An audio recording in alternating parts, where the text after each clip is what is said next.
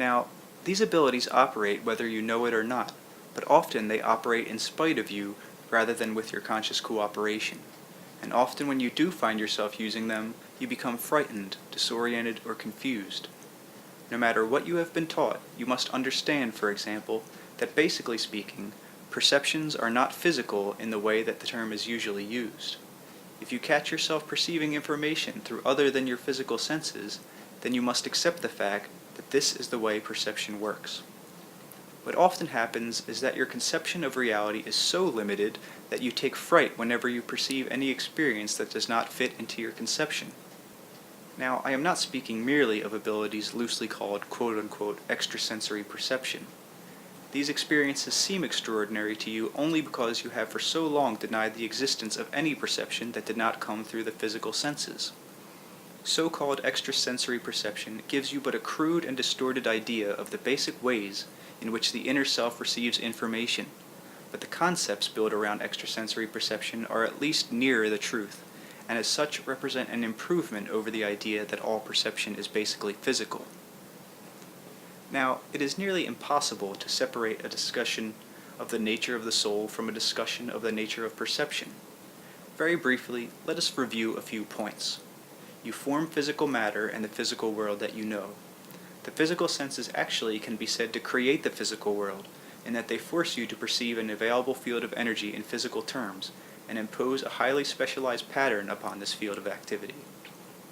The physical senses actually can be said to create the physical world, in that they force you to perceive an available field of energy in physical terms, and impose a highly specialized pattern upon this field of reality. Using the physical senses, you can perceive reality in no other way.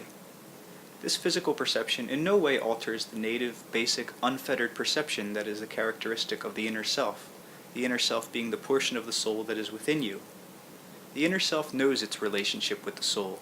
It is a portion of the self that acts, you might say, as a messenger between the soul and the present personality. You must realize that while I use terms like soul or entity, inner self, and present personality, I do so only for the sake of convenience, for one is a part of the other, and there is no point where one begins and the other ends.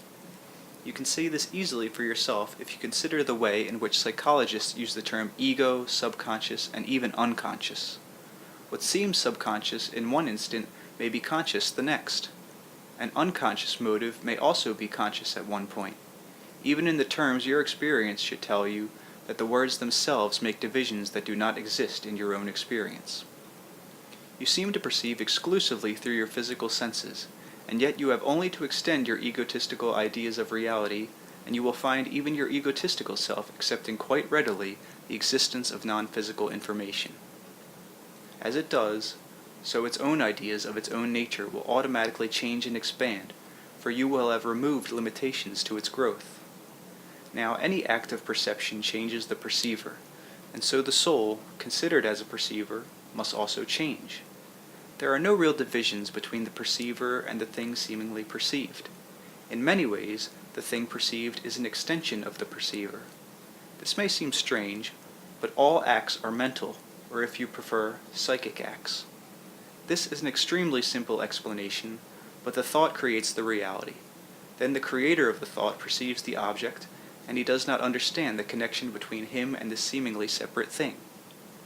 This characteristic of materializing thoughts and emotions into physical realities is an attribute of the soul.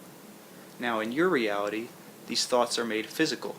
In other realities, they may be constructed in an entirely different fashion. So your soul, that which you are, constructs your physical daily reality for you from the nature of your own thoughts and expectations. You can readily see, therefore, how important your subjective feelings really are. This knowledge, that your universe is idea construction, can immediately give you clues that enable you to change your environment and circumstances beneficially. When you do not understand the nature of the soul, and do not realize that your thoughts and feelings form physical reality, then you feel powerless to change it. In later chapters of this book, I hope to give you some practical information that will enable you to alter practically the very nature and structure of daily life. The soul perceives all experience directly. Most experiences of which you are aware come packaged in physical wrapping, and you take the wrapping for the experience itself, and do not think of looking inside. The world that you know is one of the infinite materializations taken by consciousness, and as such it is valid. The soul, however, does not need to follow the laws and principles that are a part of the physical reality, and it does not depend upon physical perception.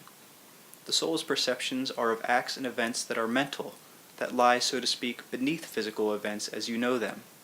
The soul's perceptions are not dependent upon time, because time is a physical camouflage and does not apply to non-physical reality.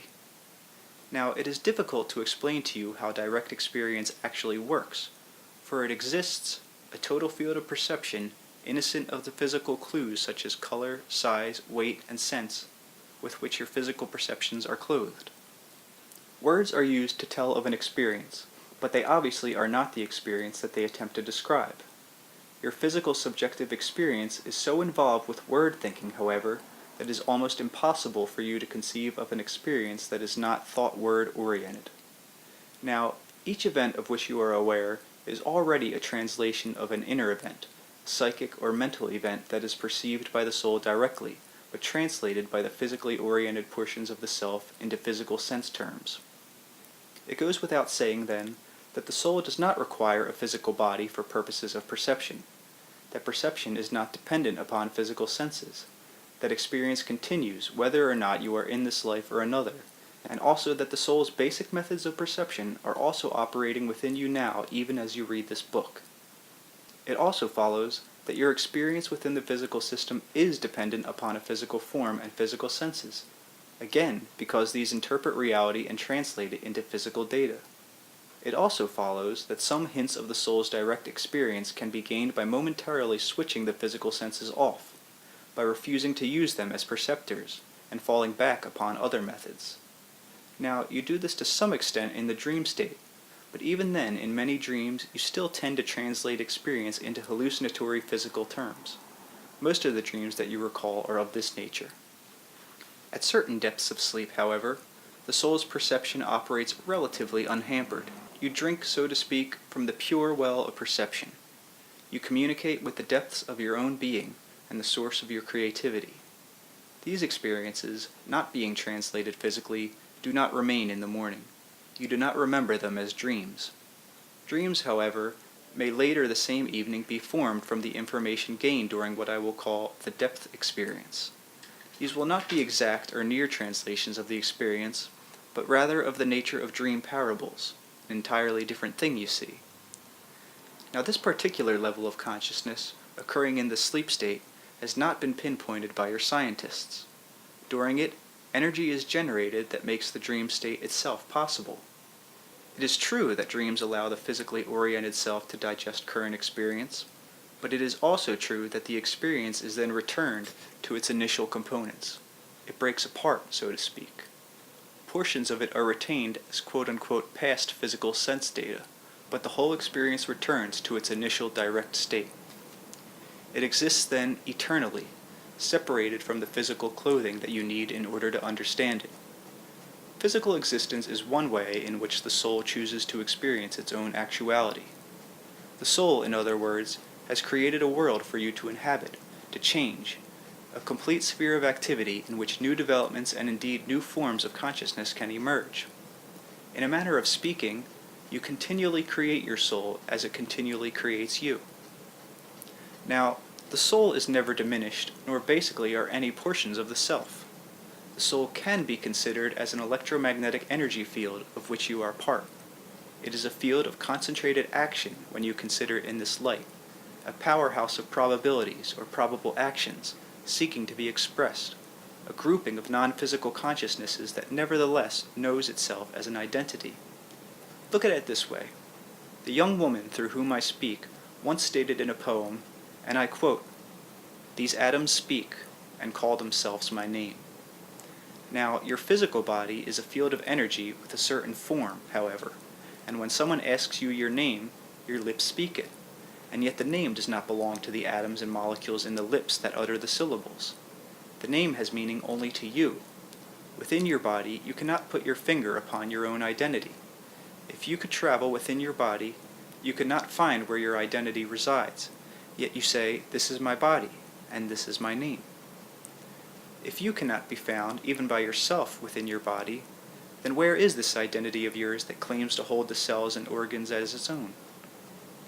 Your identity obviously has some connections with your body, since you have no trouble distinguishing your body from someone else's, and you certainly have no trouble distinguishing between your body and the chair, say, upon which you may sit.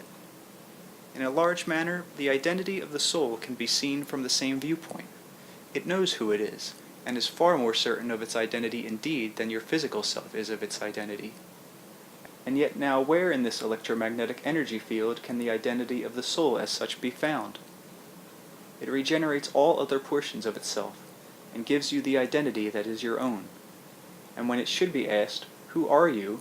it would simply answer, "I am I," and be answering for you also. Now, in terms of psychology as you understand it, the soul could be considered as a prime identity that is in itself a gestalt of many other individual consciousnesses.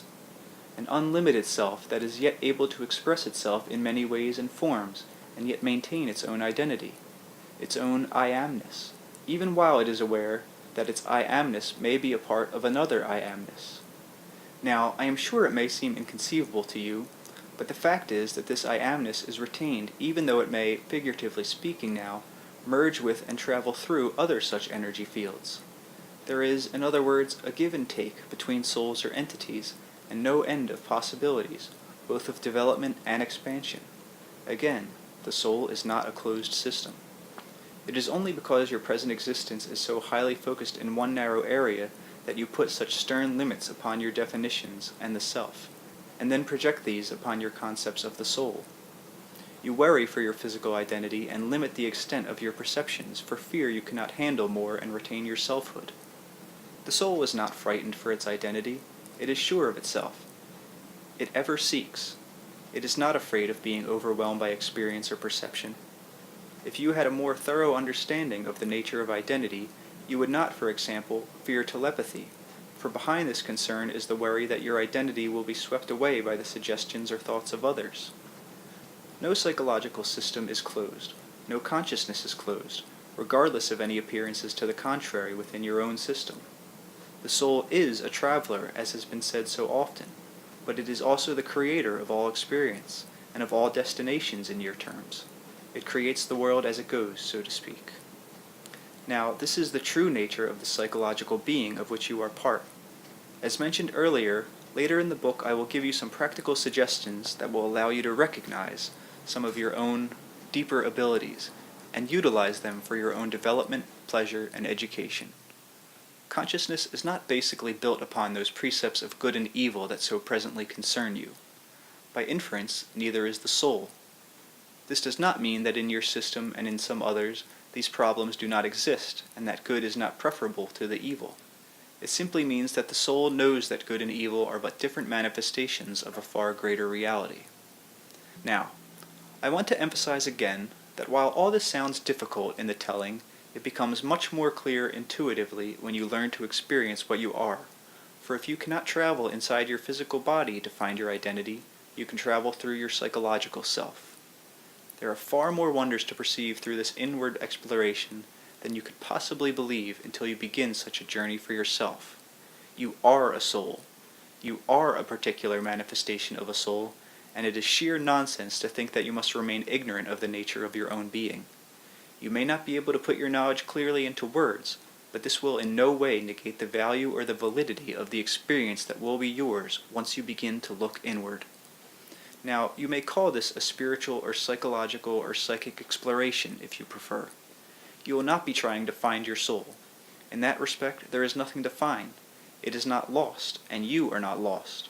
The words you use may make no difference, but your intent does indeed. End of dictation.